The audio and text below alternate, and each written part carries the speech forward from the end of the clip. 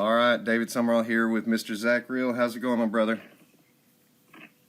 Good. How you doing? Man, Thanks for having me I tell you, I'm glad to be speaking with you, especially after what we just experienced. I know our time is limited, so I'm not going to do a whole lot of talking on this one. I'll ask you a couple of questions and stuff, but I know you have some things to say to the American people, and we want to help give you that platform, that opportunity to do it, because so many people want to talk about the outcome of the trial. They want to talk about the optics and everything, but they don't want to talk about how you got there and what you feel and what you're experiencing. So let's just lay it out for people, man. Thanks for coming on here today.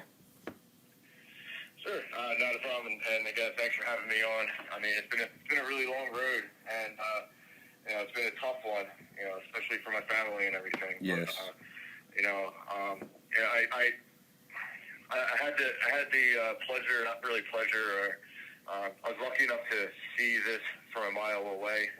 The moment I was first denied bail, yes, I knew that there was something bigger than just the federal government trying to serve justice. I never felt like I did anything to deserve being put in jail in the first place. That's right. So when they told me I was a danger to society and threw me in federal detention, there's a lot of red flags that went up in my head.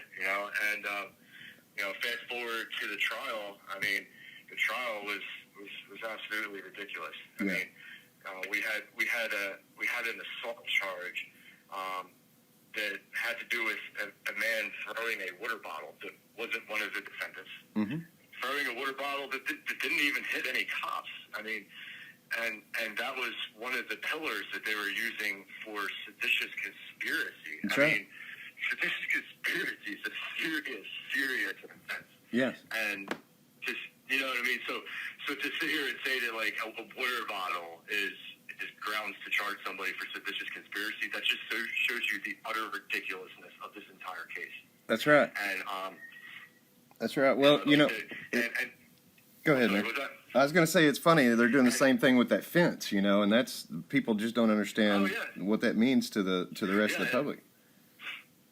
Yeah, and I didn't even get to the fence yet. The fence was the backup plan that they used in case the water bottle situation didn't work. It said the one pillar they used was the water bottle. The second pillar was this waist-high fence, and I explained this to people by it was basically a temporary waist-high, looked like a baby gate, like a little gate, little black gate that you use to keep babies out of certain rooms. Yeah.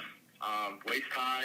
It was temporary prop for the inauguration stage. That's right. It was used to separate attendees from one side of the room, from outside, from the other side. That's right.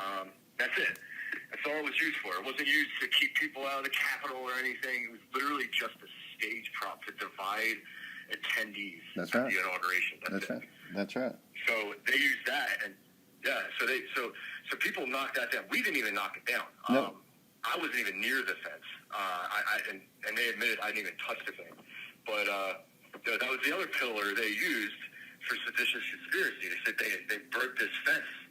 And it's just like, okay, and? I mean, did some people engage in some property destruction? Sure. But it wasn't us. That's right. And what the hell does that have to do with it? What the hell does that have to do with seditious conspiracy? That's right. That's trying to overthrow the government. Yeah. That fence was not the fence that led everybody to the Senate chamber. You know what I mean? Like, it was some random prop outside on the grass. Or not on the grass, but like near, outside somewhere. You know what I mean? Right. So one thing had nothing to do with the other. No. So what was the sentencing like? It's ridiculous. What was the impact statements like? What was the end of the trial? The sentencing. What was that? What did you see as far as the impact statements? Oh well, that was interesting too. The impact statements. There was two police officers that came in, and I'm not even worth saying their names, but the one came in and just went on a rampage of accusations that had absolutely nothing to do with us. Yep. They said we were responsible for the death of their friend who didn't die that day. That's right. Didn't die by any sort of injuries. That's right. On January 6th. And then also went on to say that all of the suicides on the Capitol Police team or squad since January 6th were our responsibility too. Wow. And that was just appalling to me. That's disgusting. Yes. That is disgusting to sit here and blame a bunch of innocent men for suicides. That's right.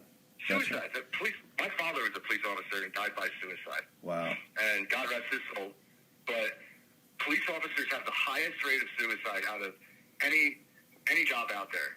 Wow. And to sit here and say that these police officers who killed themselves after January 6th were the direct result of our actions is appalling and a disgrace. Yes, it is. To everything. Yes, it is. Disgrace, and that person should be ashamed of themselves. Well, and one thing they don't know, brother, that I just told you before we started this recording, we had another suicide in the J6 community, a young 20s young man that was there and was arrested and couldn't see going through what you guys have just been put through. And, I tell people all the time, man, the definition of terrorism is using intimidation or violence, especially against civilians, for political aims. That's what the government is. That doesn't even say civilians can be terrorists in that definition. So it's really strange that, people are not making the connection between the suicides and there's a death count list on StopHate.com. We go through and try to keep up with the suicides, the deaths, people that have passed away. And, the American public's unaware. They still like the optics of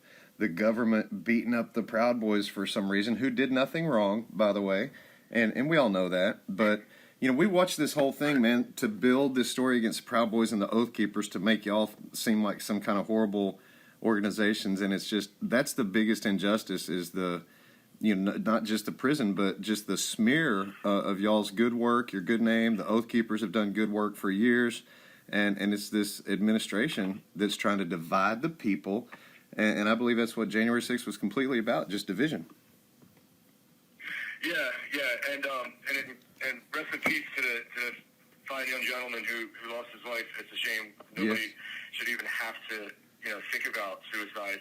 I mean, the worst crimes that day, were maybe been people, maybe defended themselves against police officers who might have been too aggressive at times that day. But it wasn't us. It wasn't anybody. But still, the sentences that are being thrown at people are lifelong sentences. I mean, 15 years, 18 years. I mean, that's just crazy. I mean, there's people who commit murders and get less time. That's right.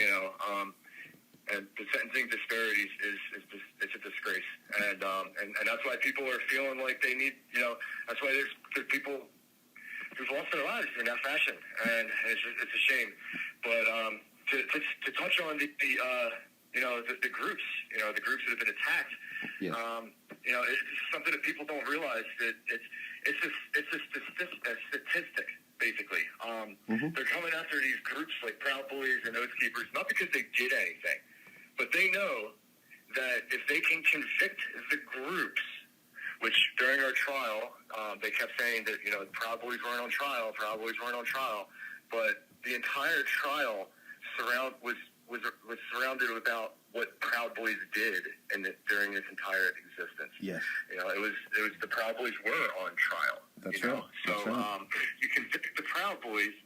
Now, basically, all you need to do is find some members who might have some ties to some member in the Trump organization to where they can try and tie that person to the Trump organization and try and take Trump down. Because like I said, this has all been about Trump from day one. Sure. They want to try and take down Trump, and they're stomping on every person in their path to do so. That's right. So what increases their opportunities to try and take down Trump?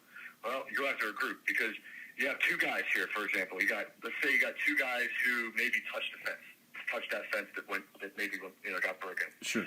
One guy's not part of a group, one guy is part of a group. The one guy who's part of the group is way more valuable than the guy who's not part of the group, because chances are the guy who's not part of the group, it's a lot low of a statistic possibility for him to have ties to the Trump organization. Do you see what I'm saying? I do. That makes sense. Does that make sense? Yes. So all roads lead to Trump. That's right.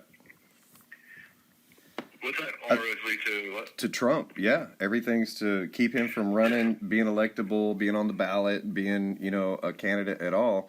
And, even Tucker Carlson the other day was saying, what's next? Assassination? Because, they've done everything that they can to him. And the pressure from the DOJ, several of our congressmen and congresswomen have made comments that, it's pressure from sedition hunters. It's pressure from the FBI and the DOJ that's driving these people to hurt themselves. It's not just sedition hunters. They work together with the FBI, and people don't understand the connections, the how they're trying to declare people domestic violent extremists, and this is all a push for that authoritarian control, man. And it's sad that the left can't see that this same thing's been happening to communities all over America for decades, just not ours until now. And we should all be working together instead of hating each other, trying to make each other feel bad about what it's the fight between us. It doesn't matter. It's the government that is pitting us against each other, and it's sad that people aren't waking up to that sooner. I agree, and the problem is that the people on the left aren't realizing what's at stake here.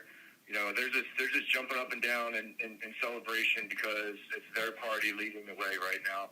There's a lot of. You have 1 minute remaining. I'll try to speed this up, but there's a lot of people that hate Trump for whatever reason, and they're taking the opportunity to jump for joy over the fact that he's getting charged with these crimes, but they're not realizing that they're unjust, and they're only being done for politics. That's right. Joe Biden doesn't want to face a tough opponent, so he's trying to take him off the ballot illegally. That's right. Be allowed to stand. Everybody should be outraged by it. That is exactly right. That's right. Well, brother, we love you, man. I'm expecting a call back from you as soon as you can, and not necessarily right now, but as soon as you can, bro. And hang in there. We'll be praying for you. Will do. And if anybody wants to follow along with our case, you can follow us on Twitter or True Social, Defend Zach, or go to defendzach.com, and we're various social media outlets and everything. So feel free to follow along, or if you can donate to our defense fund to keep this fight going. Really appreciate it too. And God bless you all. God bless America, and thank you. Thank you for using Global Tellink. Well, he got the timing down on the end. I tell you, that is a horrible situation to be in, to be trying to get your truth out and your message and your fundraiser and the information, and to be on a time limit as well. And you people keep Zachary and the rest of the boys in your prayer, and let's see what we can do to put more pressure on our politicians to understand that we're very frustrated. People are hurting themselves. People are getting outrageous sentences for basically misdemeanors. Imagine running a stop sign and getting 6 months in jail, or not using your turn signal and getting 8 months in a medium facility, prison. It's ridiculous, and it's about time the people come together and realize that, we're not after each other. That's not the point. They've pitted us against each other, and the Proud Boys are bearing the brunt of that at this moment in time. So, like I said, keep them in your prayers and support Zachary and the other guys as much and as often as you can. And until next time, David Sumrall, StopHate.com.